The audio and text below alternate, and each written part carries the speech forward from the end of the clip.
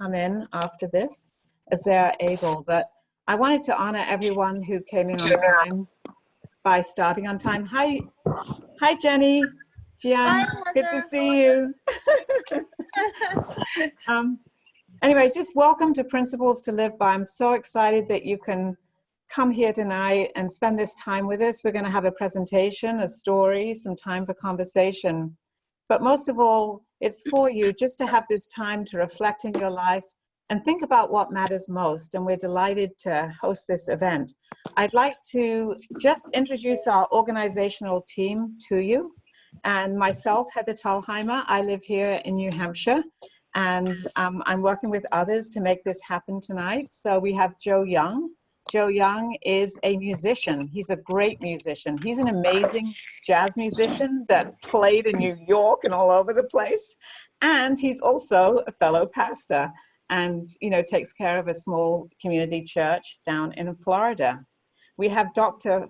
Frank Kaufman, who is, wow, a professor of interfaith world religions. Frank, help me out here. How do I describe you in 1 minute? That's good enough. I've done a lot of work for peace internationally and also run an academic project so that scholars can make their work more purposeful and more applicable. Thanks, Heather.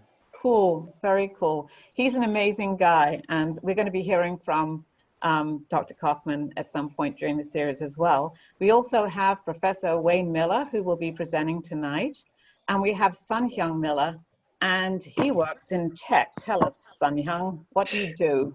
Do you want to? I'm a computer programmer. Okay. It was way above my pay grade. I only knew that part. And I'd like to introduce also my partner in crime, Catherine Ono. Would you like to introduce yourself? Sure. Hi, everyone. I'm greeting you from Boston. I'm a pastor here and a not so great musician. Also, she's a great community organizer. I have to say that as well.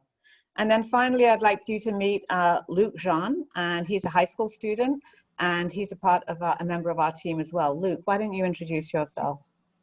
Hello, everyone. Like Aunt Heather said, I'm a high schooler, and I just enjoy studying these principles, which I try to live by every day, and it's worked out for me so far, and I hope to continue to have it work out. Okay, thank you, Luke. He also works for Chick-fil-A and eats a lot of chicken. Just some housekeeping before we start. Please make sure that you're muted except when you're chatting. And the reason for that is we have so many people. Do you know almost 70 people have signed up for this series? We have a lot of people on, and there are a lot of dogs in people's houses, crying children, I don't know, all kinds of sounds and things. So just keep yourself muted until you want to talk, and then you can unmute yourself. Also, use the chat box if you have questions or comments. And just like to ask you not to use the chat box when the actual presentation is happening. And that is so everyone doesn't go dizzy. Have you ever been on a call and then people are typing in and then all these like chats are going up and down beside the presenter? So we're trying to avoid that tonight. So if you have a question, write down your question and then just save it and upload it after the actual presentation is over. And of course, we're going to have time in discussion and you can chat with each other. And you'll be meeting after the presentation in small groups. So you'll be able to chat with your group. And it's really just a chance for you to think about what really struck you in that presentation. What did you think about? What questions do you have? How do you think you'll use this in your life? Because as you'll see from Professor Wayne Miller, he's got a bunch of books behind him.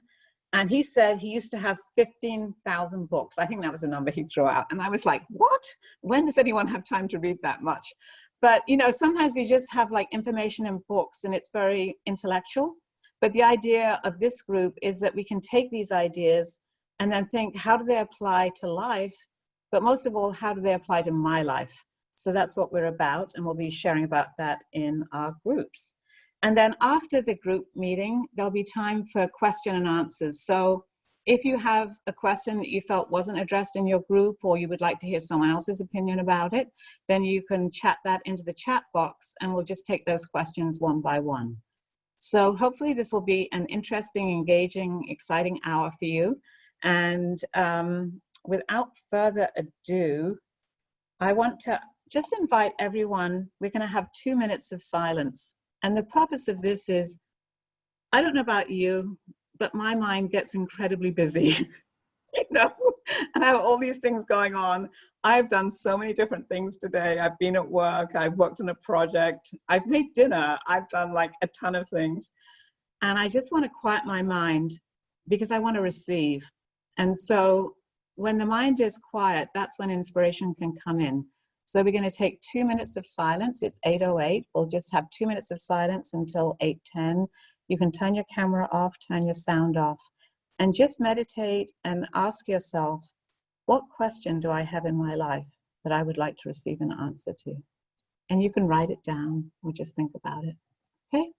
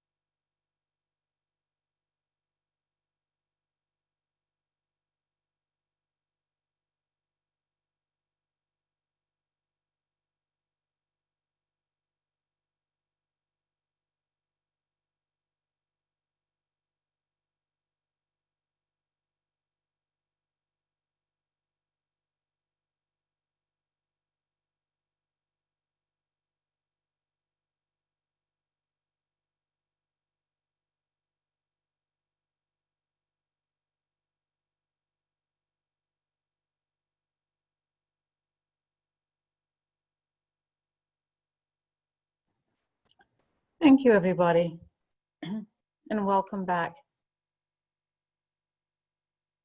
So that was a little time to reflect and think about what we would like to understand more clearly. And to invite us into that conversation, I would like to ask Joe Young to come and share his story. So let's welcome Joe Young. Thanks, everyone. Hi, how are you? Good to see all of you. In thinking about this call, thinking about a story, I have a sort of a poetic sensibility. I'm a bit of a songwriter myself, but not a very good poet. So the story I want to share, I was reading a book on how to write poetry. And so there was poems and then there was analysis. And one of the poems in this book struck me to the core, stays with me to this day. And it was a poem about homelessness. It was a poem about people who live under freeways and survive on making fires out of junk and just debris in the world. And how you might be driving by one day and see a small trail of smoke floating off in the distance in an industrial area, and you might actually recognize that that might actually be a group of people getting their warmth for the night. And what this How to Write Poetry book showed in the analysis afterwards was the genius of the poem is actually the very first sentence, which I remember, which is, "Now you'll notice them. Now you'll notice them." And then it went on to describe all the details of life as a homeless person. And then in the analysis I'd like to share with you is that the genius of this poem is the writer is telling you this: after you read my poem, you're going to go into this world noticing them a little more. Now that you've familiarized, you've emotionally kind of connected and visualized this situation, now in your daily life, you might notice them a lot more than you did before, because they're very overlooked, I believe. And so this immediately just came back to my mind the other day, because that's what's happening with my 1-year-old daughter. You know, she has good eyesight, she's fine, but it's when she familiarizes herself with the letter O or the letter M or 1, 2, 3 in her hands that she becomes excited about it. And I'll be walking into a grocery store or whatever, and she'll just start going, oh, oh, oh. And I'm like, what? And I realize she's reading the O on a stop sign. Something that she's probably seen 100 times before. But now that she knows what the letter O is, she's excited and connects with it. And as I was praying on that this week, I realized that's exactly what happened with me and my relationship with God, and specifically Jesus. Just a few years ago, I did nothing but read about Jesus and study Jesus. And then I started to see all the things he was doing in my life. I started to recognize all the relationships he was helping me build, the mentors God was sending into my life, and how just so close we are to God and the divine. And it's in the process of spending time familiarizing ourselves that we start to see and really understand and connect with God all around us. And so, I learned so much from my daughter, and I just wanted to share that story with you. I'm so excited about this group. Oh, there she is. Good timing, good timing. Hello. Oh my gosh, she is so cute. Can you say oh? That was in the story. Can you say oh? I love her. Okay, maybe not. She's like, I don't see an O. Oh, you've lost your sound there, Joe. Sorry. Can you hear me now? I can hear you, Joe. Okay. So I can anyway, hear you. we'll practice our O's a little better for next time. But anyway, that's the story. That poem changed my life, because once you familiarize and discuss, and I'm so excited about this group because we're here to discuss God. And I think the more we share and learn about that, the more we're going to see him in our day-to-day lives, which is very exciting to me. So thank you very much. All right. Thank you so much, Joe. Really appreciate you. that little story and everything that it kind of illuminated for us.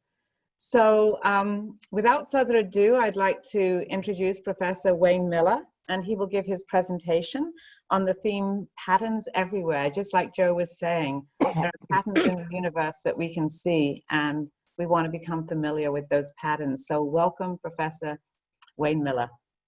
Thank you. Hello, everyone. It's good to be back with you again. As I said last week, we're going to talk about nature of the universe, and we're going to begin with the supposition that God exists as opposed to not existing, and we'll try to make sense of that, what it means to us to say that God exists, and what it means to everyone.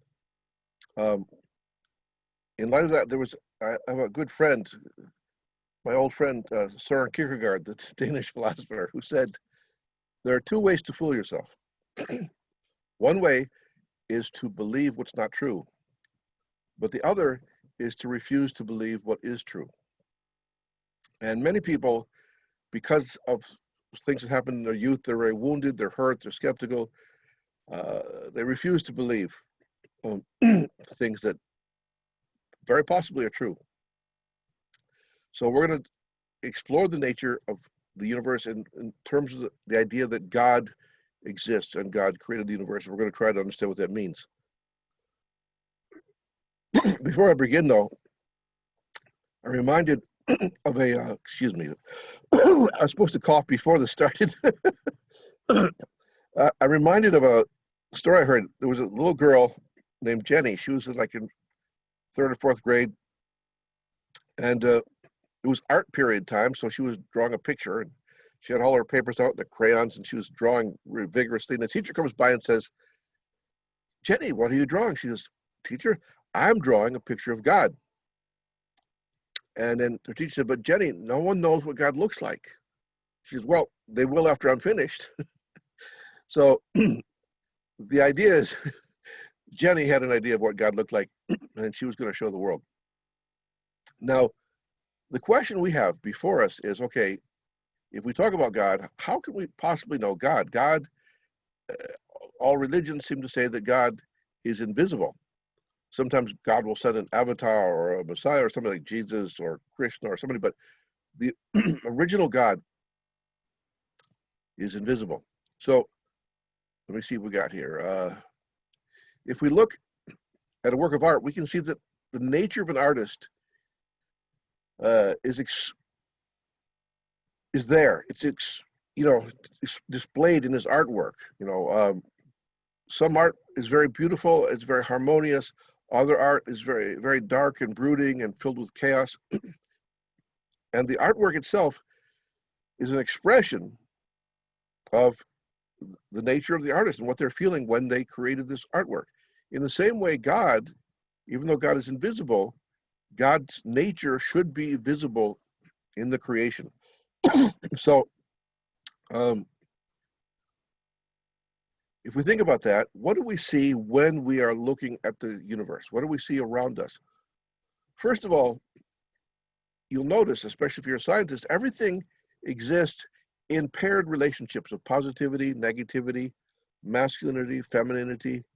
From the smallest thing, protons and electrons, right? They're positive and negative, and they work together to create atoms. And if you squish them together really tightly, they make protons. So everything exists through the relationship of these what we call dual characteristics of positivity and negativity, or masculinity and femininity. In Asian philosophy, it's called yang and yin. Positive is yang, yin is the negative, or masculine versus feminine. So from the smallest level, protons, electrons, when atoms unite, usually they have a positive valence or a negative valence, positive or negative, making molecules, and then molecules unite to make bigger organisms and so forth. Plants exist in relationship of male and female, stamen and pistil. That's how higher level plants procreate. Animals also are male and female. Human beings are man and woman. So everything that exists in this universe exists and maintains its existence in the universe through the relationship of these positive and negative dual characteristics. However, there's a more fundamental dual characteristic in the universe which is operating, and that is the dual characteristic of internal nature and external form. For example, human beings, we have a mind and a body. Our mind is invisible to the world, but our body is visible.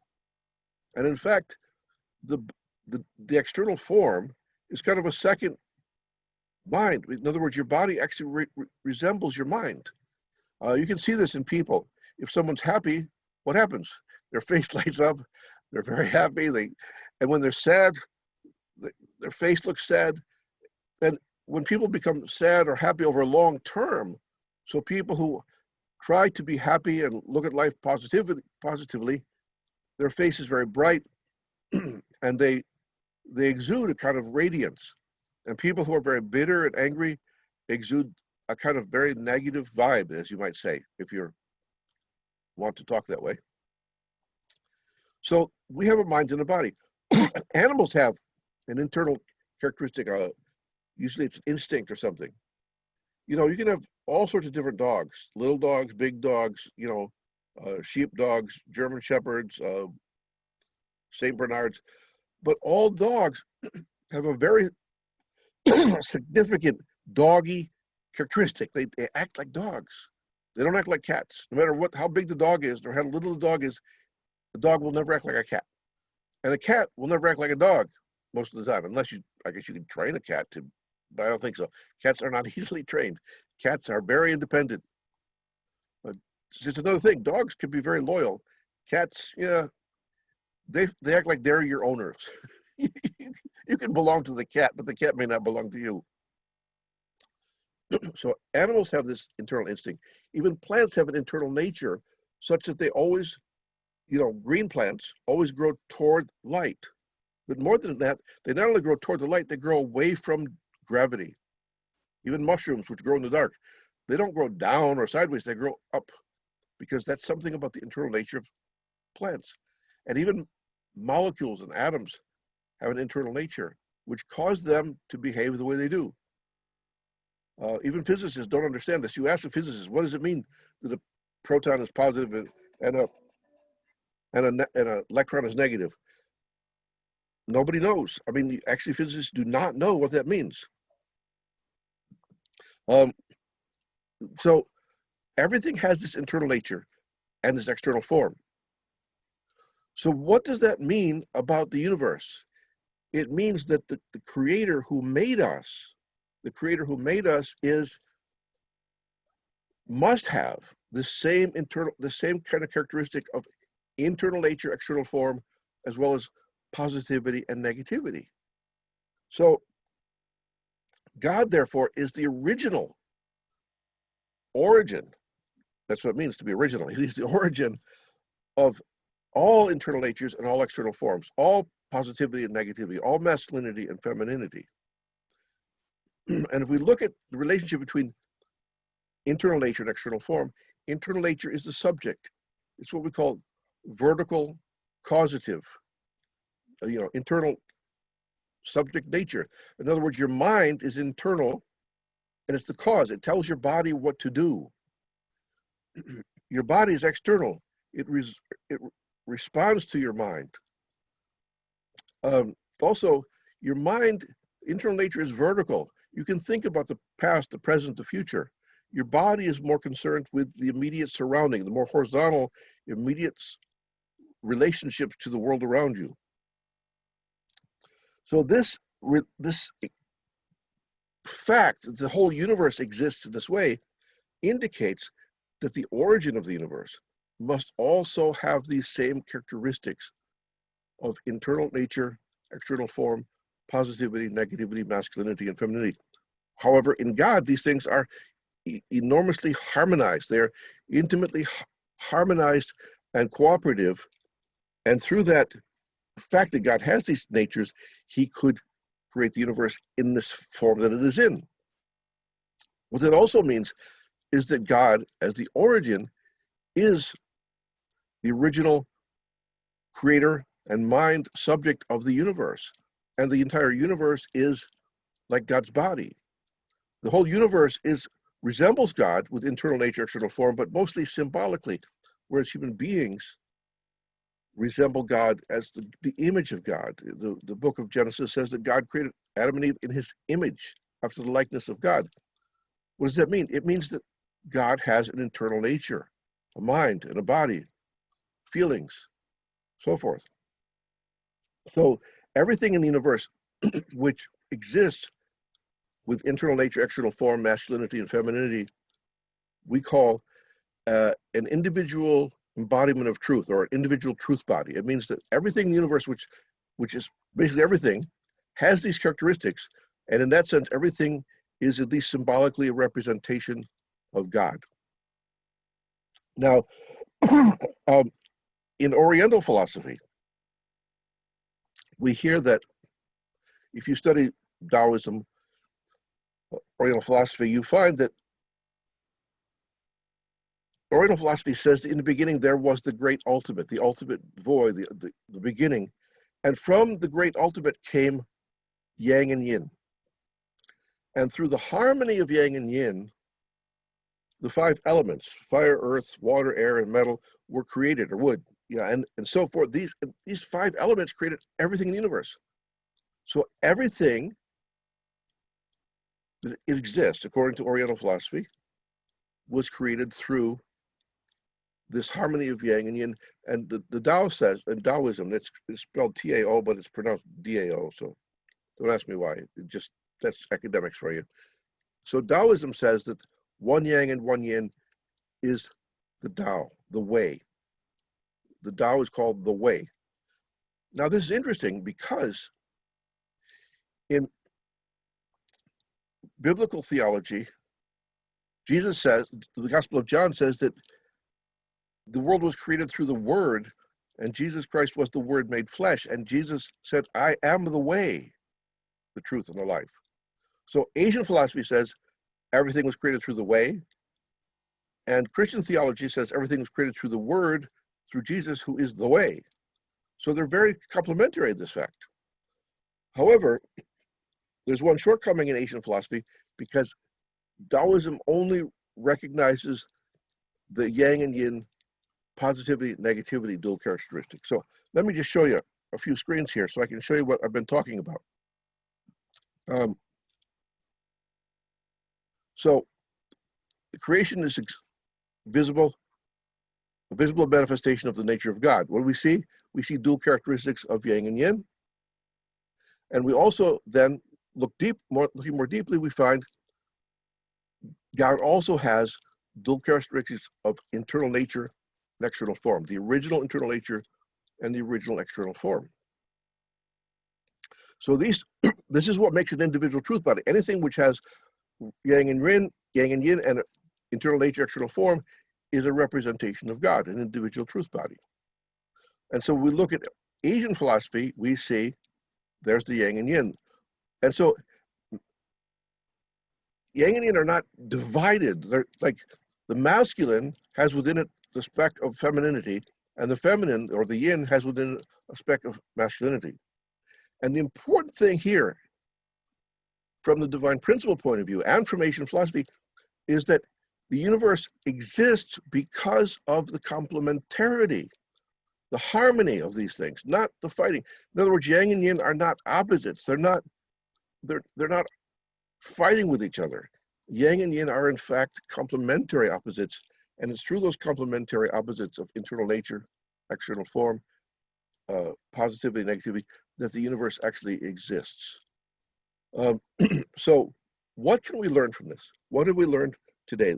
How do we apply this to our life? What does it mean for us? Well, first of all, as I just said, yang and yin, positivity, negativity, exist in harmony, not in conflict. Protons and electrons don't fight with each other. They work together. So if we think about that, if we think about what is an ideal, we spoke last week about what is God's original ideal. Well, the first fundamental point we should understand is that the ideal is harmony. When we work together in harmony, we can have, peace and prosperity, and things will work. Secondly, we are created with a mind and body representing God. That means that God has a mind and a body, which means that we are like God. We can communicate with God. We can begin to understand God ideally. In the past, people say, oh, we can't understand God. He's mystical, invisible. We just have to accept faith. No, if God exists, we can talk to God. We can understand God. The Bible says, if you seek, you will find. If you ask, you will receive. If you knock, it will open. In other words, people have not understood God because people haven't been asking the right questions. We have to ask God questions. As I said, transparency. God, we need transparency in our relationship with you. And then finally, for me, the most important thing about these dual characteristics is that when I feel this most passionate love from my wife, from my children, some of you have children. Those of you who don't will someday probably have children. When you hold that precious baby in your arms and you feel this overwhelming just flood of love for your child, where does it come from? Why is that possible? It's because we are in the image of God, and that is the love that God has for us, for his children, for human beings. And this is something that many religions have not understood. They think of people as slaves or servants. No, we are the family of God. We are the children of God. God loves human beings with the most passionate, awesome love, the deepest heart. God has a mind and a heart and a will. And that is something we need to understand more clearly in order to live harmoniously in relationship to God and in relationship to the universe. So to conclude, I want to go back to our pictures here. Oh yeah, where were we? Okay. And here's the thing.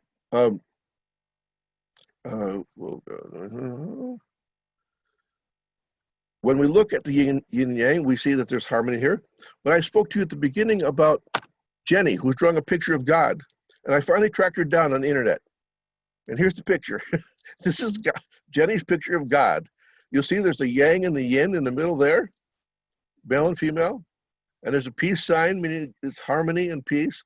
And finally, there's a sun representing love and warmth and truth. And this is the way God loves the world. His heart is focused on the world. The Bible says God so loved the world. It doesn't say God so loved Christians or Jews or white people or black people. God so loved the world that he gave his only son. Can you bring up that picture, Wayne? What's that? Can you bring up the picture, Jenny's picture? I have it. You can't see it? I got it up in front of me. You just see the file explorer. We see all of them. Oh, okay. Hold on. Let me go back. Let me see if I can. Okay, hold on. I'd love to see Jenny's picture. Okay, let me see if I can do this. You need to select that one, yeah. Can you see it now? No, you need to make that your only screen. Okay, hold on. I see. Okay, let's stop this. And let's go back. And let me see again. How about now? Yes. Okay, there's Jenny's picture. So you have. Wow, so that's amazing. This is Jenny's picture. You got male and female. You got peace. You got truth and love. You got warmth. You got heart. This is some child's named Jenny. Her picture of God, and it's quite astonishing because it contains so much of what I was just talking about.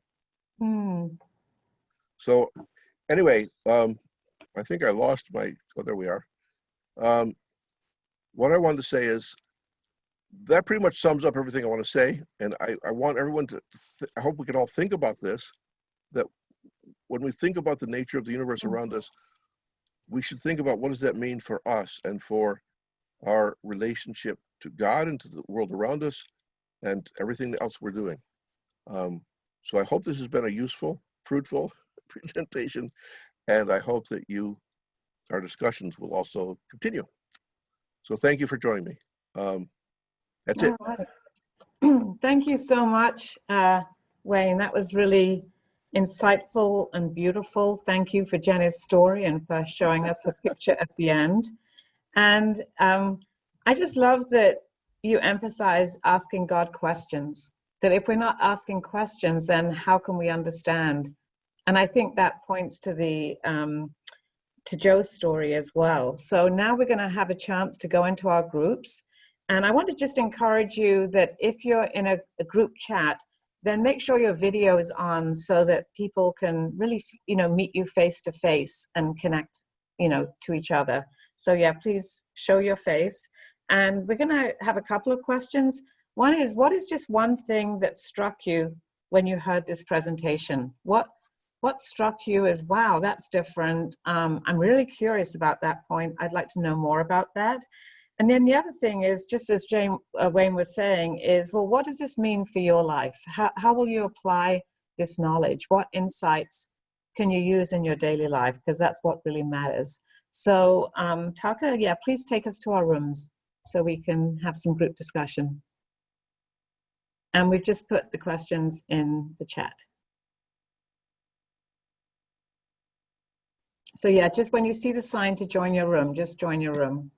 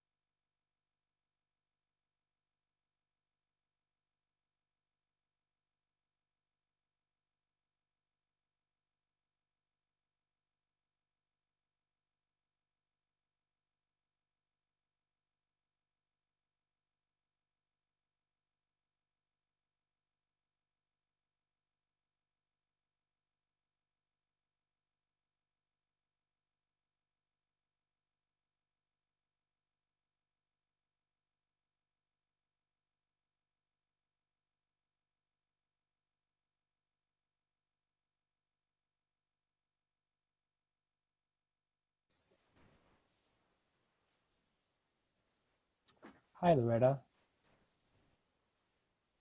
Hello? Hello. Hi, I'm sorry I'm late. That's okay. I can wait. We just started a discussion group, so you can join one. Let me just.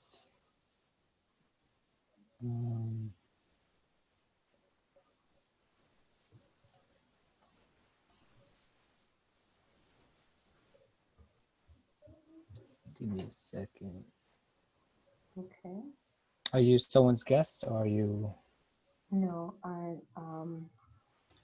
saw the invitation on the subregion 2. Oh, okay. They send out daily if there are any activities happening. Oh, cool. You're first gen? Yes, I am. Awesome. Let me just find a breakout room to get you into.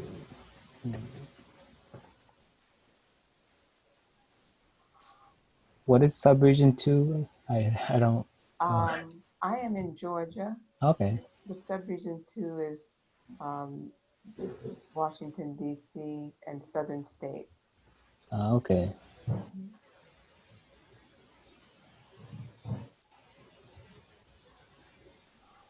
Where are you located? I'm from Boston. Boston, okay. Okay, I'll put you in a discussion group right now. So. Okay, thank you.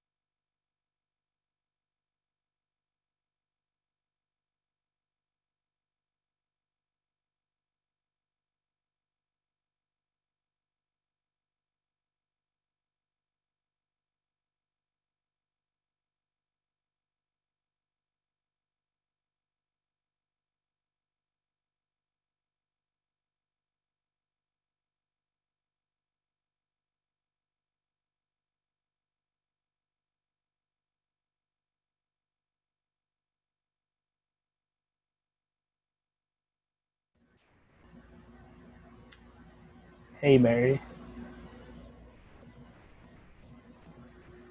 Hello. What happened? I just dropped out for a minute. Oh, okay. You remember which group you were part of? No, I don't.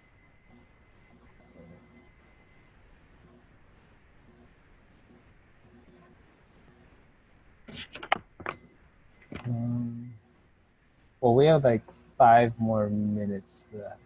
I think I'll just wait. Okay. It's okay.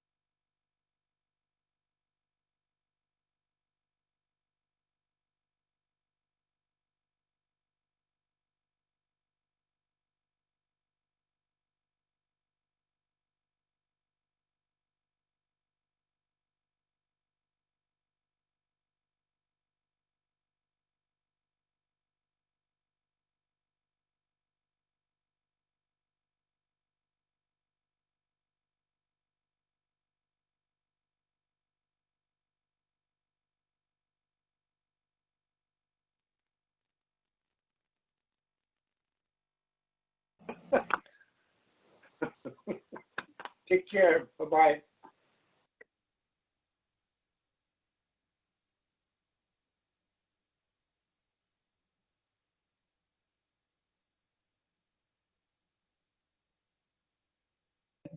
Welcome back, everybody. I hope you had some good discussion in your rooms. I know that we did. It was really stimulating and interesting. So I just wanted to be able to take your questions, like if anybody has a question in the chat. And let's open up the chat and see if there are any questions. And right now, I don't believe there are any questions in the chat. Is that right, Taka? Yes, not yet. Not yet. So this is a time when you could write a question in the chat. Otherwise, we'll have to give Professor Wayne Miller A++ because he answered every question. That is also a possibility.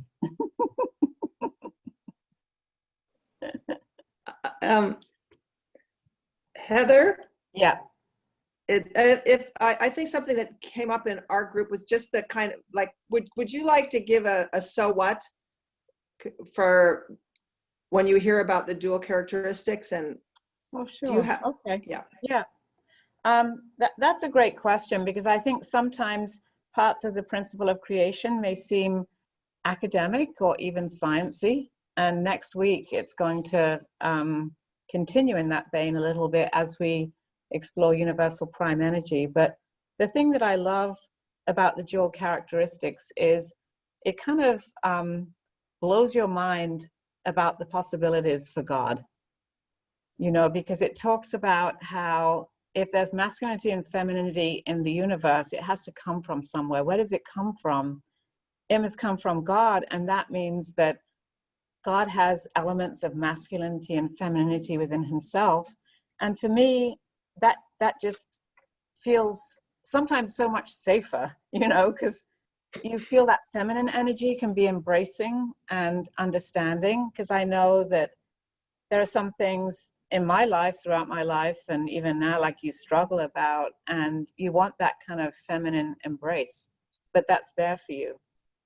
And also understanding God is a God of intellect, emotion, and will.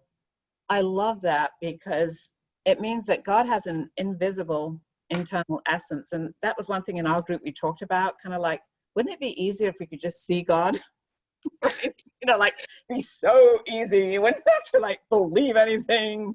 You could prove it because here's God, right? But it would be limiting. And I use the example of, there are like 7.7 billion people in the world today, right? And every one of those 7.7 billion people has a slightly different conception of God. Now imagine if God has a physical body, everyone would be seeing the same thing. Have you ever, you know, got to know someone just over the phone, you've never met them, you don't know what they look like, and then finally you get to meet them and you're like, oh my God, you look like that? Somehow in your mind you'd imagine something else. And I feel like that's what it's like for God. We all have a different conception of God, but that's a wonderful thing because God can be so personal to us. And because God is invisible, it means, and there's like an invisible part of me, my mind, it means I can connect through my mind to God. And I, you know, when I first heard Principles to Live By, you know, I was kind of going through what I kindly call my atheist phase while at university in Edinburgh in Scotland, where everybody I know was an atheist, I think. But, you know, when I heard there's like an invisible mind, God's invisible mind in the universe, and I have an invisible mind, it means I can connect. So I began to challenge myself. And it probably started something like this. God, if you exist, I'd like to hear from you. You know, and then over time I began to experience things. So I think it's so exciting that there's this invisible God that is my invisible God that can be anything to me, and that I can connect to emotionally. I can connect to intellectually. I don't have to like hang up my intellect in order to know God. And that God is also a God of will. It means there's a purpose for my life. So I'm totally excited about God because, like, I want to know more. And I love Wayne's comment. We need some transparency with God. Heather, Yeah. I heard an inspiration in my group, which Oh, yeah. I asked somebody if they'd be willing to share, and they said Oh, yes. please. It was kind of cool. So do we Yep. have time for that? Absolutely. All right. He knows who he is. Go for it. Hello. Hello. So my Alfieri. name's, so I'm Alfieri. So in the conversation we were having in our group, one thing that struck out to me about the presentation was how Wayne Miller brought up the idea of why new parents are so attached to their newborn childs, why all of a sudden they have this transformation to give unconditional love. And I'm not a parent, I'm only 24. I'm still discovering my own life, but from the perspective of my father, I can see that transformation because he's such a troublemaker in his past life that when he finally, gave birth to me, the job that he had, he kept going through a bunch of different jobs and he was acting up in life. So he finally told himself, I have a son, I need to keep this job. So he's been having that job for as long as I've been living. So I thought to myself, I can see that transformation in a lot of other parents as well. And I was thinking to myself, maybe that's how God is seeing the creation of us. Maybe that's why we feel that way. Maybe it's just a reflection of God. Nice, Alfieri. That's such a wonderful insight. Thank you. Thanks for sharing. Also, No problem. yeah, definitely. And also, I see Hamisi wants to share something and Elders Esma. So Hamisi, would you like to unmute yourself and share something?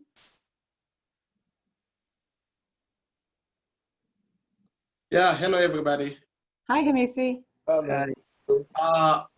One thing I'd like to say about God, I know we are all different, as you said, 7.7 something billion of people, but everybody has his perception about God.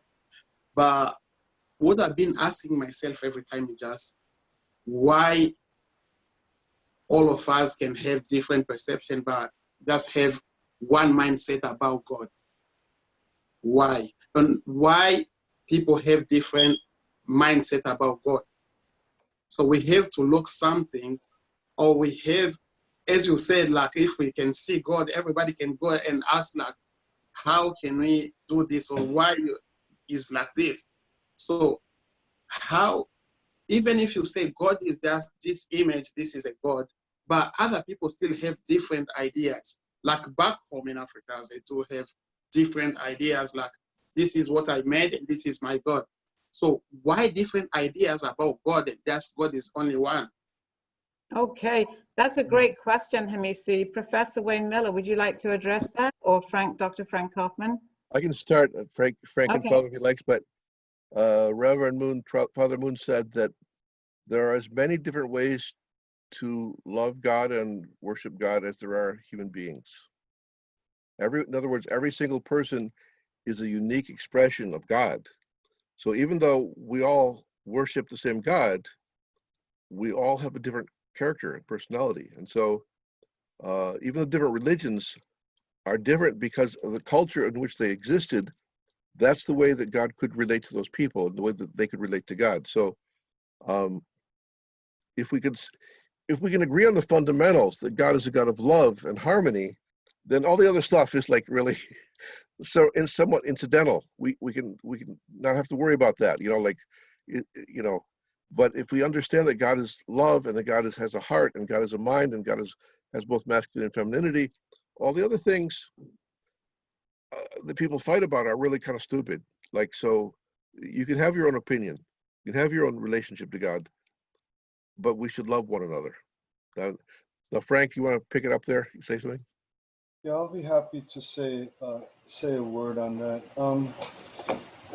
Well, I think if people notice that every individual has a different concept of God, one is tempted to imagine that this somehow discredits the truth about God or discredits the nature of religion as a part of the human experience. But the fact of the matter is that it's the same about everything we know or everyone we know. So the gentleman Hamisi, I believe that every single person who has ever met you has a slightly different perception of who you are, and they're all correct. They're all correct. They perceive you as a man of integrity, a man of energetic interest in the things that are important to you.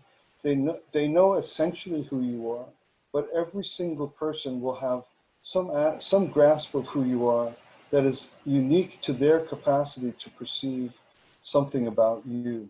So the idea that every single person alive has a slightly different view of God, or even a majorly different view of God, this is quite okay and quite normal and quite healthy and quite to be expected in my point of view. I'm sure there's people who think they know me well and would have me entirely in a certain fashion, and meet other people who know me well, and it's almost opposite points of view about me, and in certain ways both are completely true about me.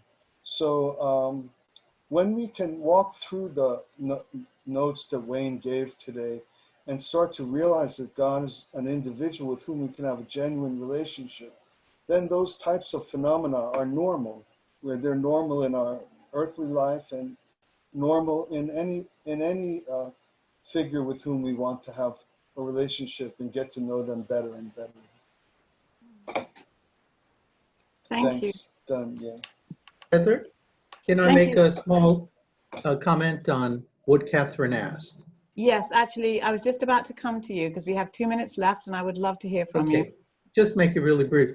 Yes, in other words, so what? Like we hear the dual characteristics. And it just reminded me of a feminist theologian. They said, if God is male, the male is God. And I think it's really profound because throughout, especially Western theology, we've had God Father. Now, the dual characteristics really bring out the mother aspect of God, which actually many primitive religions have known. Like I'm from mostly an Inca background, and they have Father God, the Mother God. It's very natural. Almost anywhere you go in the Pacific Islands, the same. So I think that elevates the woman in theological terms to be part of the Godhead, which is actually incredible. And if you look in a family, it has incredible consequences because the father and mother together rule that family. If I think I'm greater than my wife, I'm an idiot. You know, I mean, the two of us run this family, and the kids really need both aspects to develop socially, spiritually, in every way. I think divine principle, that's what really hit me when I heard, wow, it's like this second term in a way, like creating a structure, a formula, how we can understand God, but there are myriad interpretations of that. Okay. Thank you so much for that insight. And I love hearing from a different tradition, different area of the world. Thank you. That was wonderful. We just have one more question. I want to take it because I think it's a very meaningful question for everyone. It was just an anonymous question. And that is, what do you do when God feels distant? Why would God feel distant? And I'd like to ask Professor Wayne Miller to address that. So like, what do you do when God is distant and why would you feel that? That's a great question. A lot of people have. Sometimes when we're growing, you know, when you're a teenager, things become really bizarre in your life. You know, you got hormones raging around, you got all sorts of stuff. And one of the problems you have to figure out as a teenager is who you are, what you're going to do, how you're going to relate to the world, because you're not just following your parents anymore. You have to set out and make your own life and your own identity, and that can be very painful. In the same way, we'll talk about this more in later parts of chapter 1, but we have a portion of responsibility to create ourselves. And so sometimes when God seems distant, it's because we need to grow in a way that we're not we're not all together where we need to be. So for the next step, like sometimes when people, right before the matching or blessing or whatever, when people are trying to get married, they'll feel very lonely. Like, oh my God, they feel so lonely. Why do I feel so lonely? Well, because you need somebody in your life. That's all. There's something else waiting for you. So sometimes when God is distant, it's because there's something that is going to happen to us and we need to prepare ourselves. And that requires internal development and growth and also prayer. Sometimes we need to pray a little bit more too, to ask God, well, why do you feel distant? Could you give me a clue? So we need to be very sincere. So I don't know if there's anybody wants to add to that, but that would be one of my responses to that. Well, that's an awesome response. And I see it's 9:12 and I want to respect everyone's time, but thank you everyone for your questions, your comments, your insights. It was really great to be with you tonight. And to close out our event tonight, I want to invite back up Joe Young. Cool. All right. Yeah, thanks everyone. I'm furiously taking notes on what Professor Wayne Miller and Dr. Kaufman said, among others. Thanks so much. So I would like to send off this group with just carrying on about what I think we learned a little bit more. Maybe we are the 1-year-olds, right?